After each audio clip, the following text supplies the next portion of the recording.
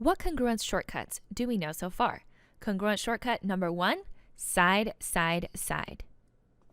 If 3 sides of one triangle are congruent to 3 sides of another triangle, then the 2 triangles are congruent.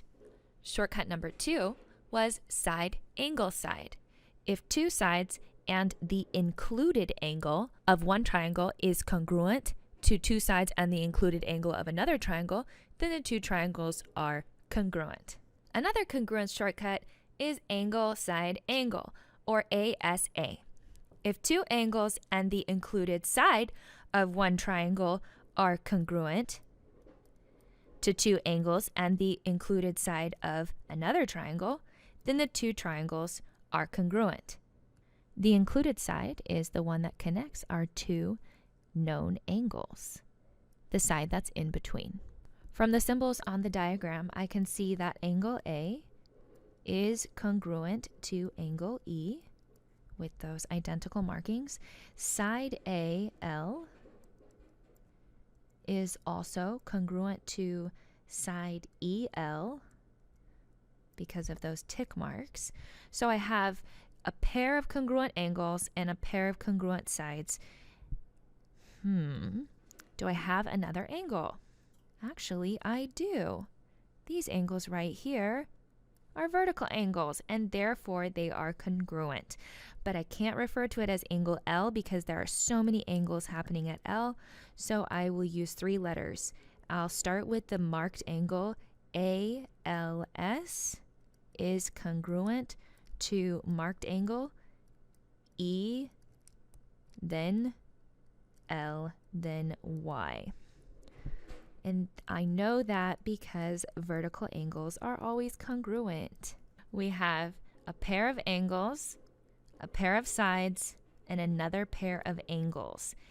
And it's important to know where the side is in relation to the angles. So here, our side is the included side.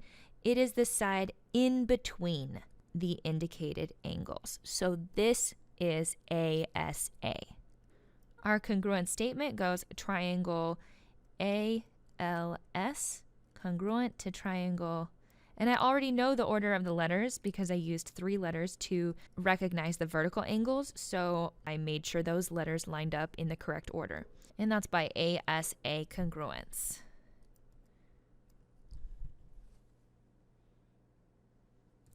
Angle, angle, side, congruence shortcut number 4.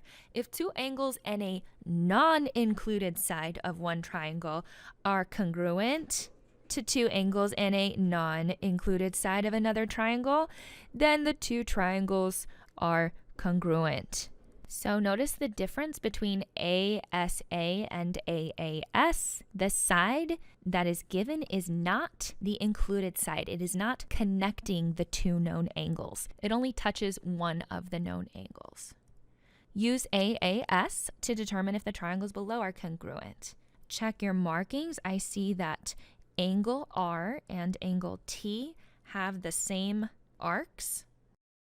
Now, the next thing I see is this 90-degree angle. I do know this is 90 degrees, which means this one's also 90 degrees. And how do you know that? Those 2 make up a linear pair. Okay, I can't call it angle O because which angle O am I talking about? There are multiple angles, so I'll have to use 3 letters. So angle ROM congruent to angle TOM. And I do see a shared side. Side OM is shared between both of our triangles. Now, it's a shared side, but it is not an included side. Notice that it is not connecting the 2 known angles. This would be our included side, but that is not what's given. It's a non-included side. Side OM is definitely congruent to itself, and that is by reflexive property, or you can write that it is a shared side. Triangle ROM, and it looks like we already wrote a statement with the angles that had 3 letters. So as long as those letters are in the right order, then we're good to go. There's our congruent statement by AAS congruence. And our fifth congruence shortcut is hypotenuse-leg, or HL. This one's unique because it's for right triangles only. If the hypotenuse and leg of one right triangle are congruent to the hypotenuse and leg of another right triangle, then the two right triangles are congruent. We can only use hypotenuse-leg for right triangles because only right triangles have a hypotenuse. And if you remember, the hypotenuse is the side that is across from the right angle. And a leg would be just one of the other sides that makes up the right angle. So use hypotenuse-leg to determine if the triangles below are congruent. Let's mark what we know. I do see that we have a right angle, so otherwise we would use hypotenuse-leg to determine if the triangles below are congruent. First of all, I can't use hypotenuse-leg unless they are right triangles, but fortunately I see that these are both right angles.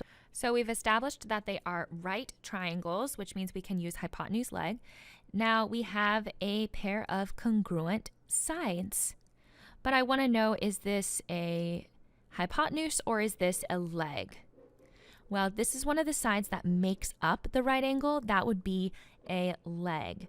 So I have QT is congruent to side SR. I started with S because that was the right angle and Q is our right angle.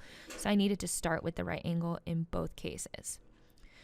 So these are a pair of congruent legs. And now, do I have a congruent hypotenuse? Well, I see a shared side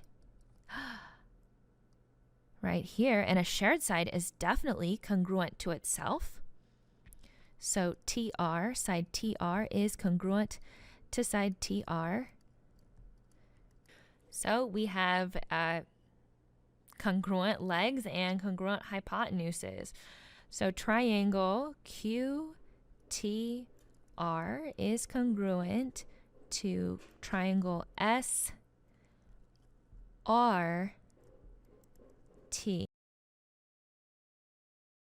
Take some time to try out the next 4 examples and then click continue when you're ready to check your answers.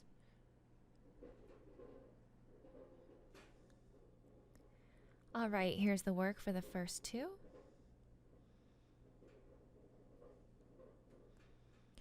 And the last 2. You may have wanted to try to use hypotenuse-leg since you saw that these were right triangles, but unfortunately they gave us a leg but not the hypotenuse, so we needed to use ASA. Now you have 5 shortcuts for determining congruence of triangles.